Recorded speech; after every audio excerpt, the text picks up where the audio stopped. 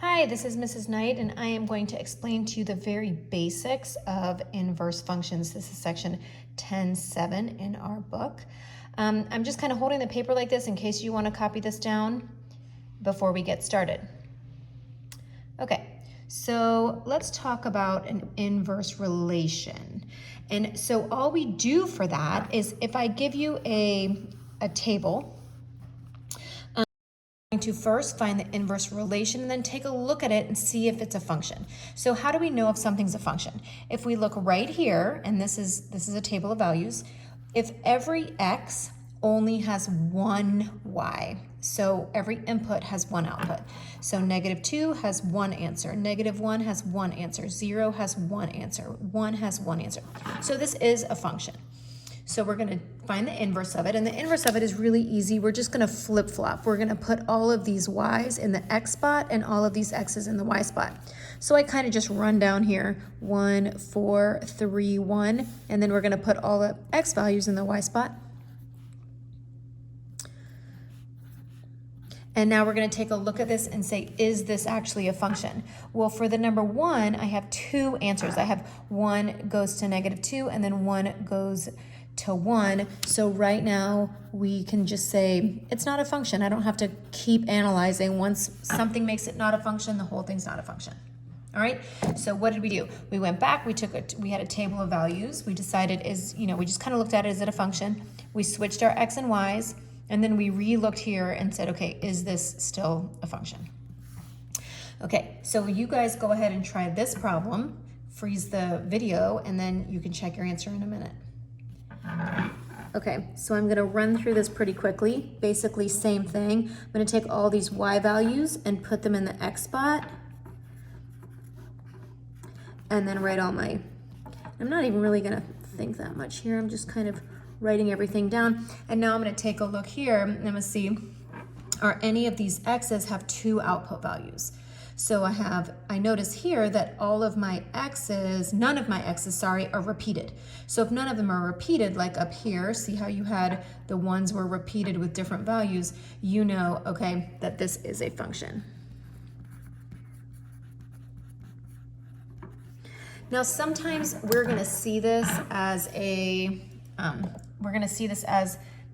equation, and sorry, I had just done this whole thing and then my kids came running in, so I'm redoing it. But if you see this equation right here, yes is a function. And just to give you a little background, we know this is a quadratic function, and we know the way that it looks, but now we're gonna look at the inverse. Okay, so to find the inverse, and I wrote the steps over here, we're just gonna switch the x and y and then solve for y. So the very first thing that I did was instead of making it f of x, I just wrote it y, just because that's a little bit less cumbersome. And then I'm gonna flip-flop. I'm gonna make it x equals y squared. And now I'm gonna solve for y. Well, how would I get rid of the exponent of 2? I would square root.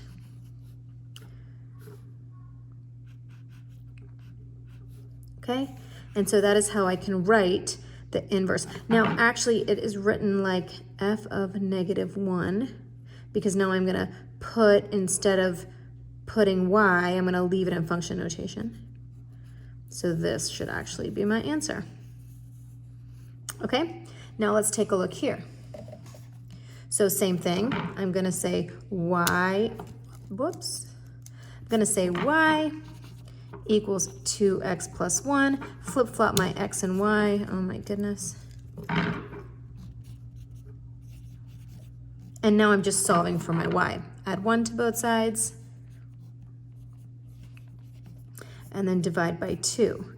So I have x plus 1 over 2 equals y. Now, what I did notice is, if I'm gonna go ahead and write this in function notation,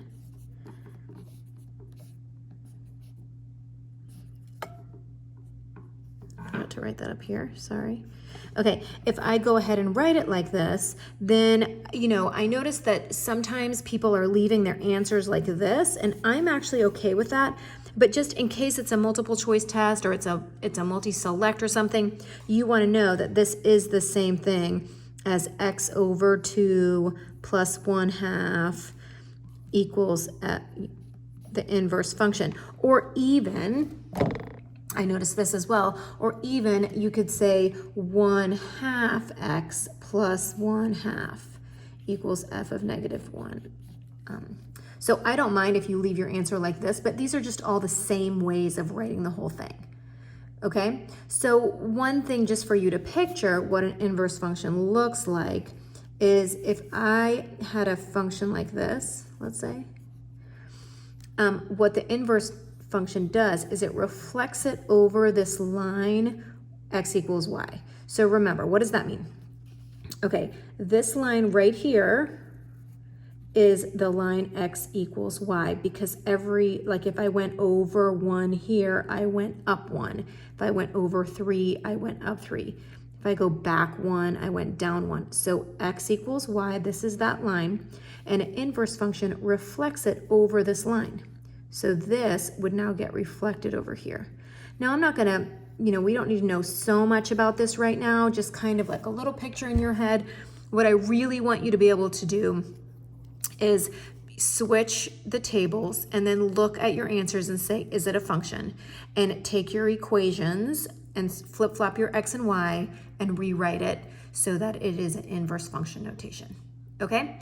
The next thing that I'm just going to show you very quickly is the answers to the homework. I'm going to post those on the questions on Edsby, but if you would like to go ahead and check, sorry, let's get that a little clearer. Here is some work, and I went ahead and I, calculated it and figured it out so that if you want to check your answers, you can do that as well. Okay? Thank you. Have a good day, guys. Bye.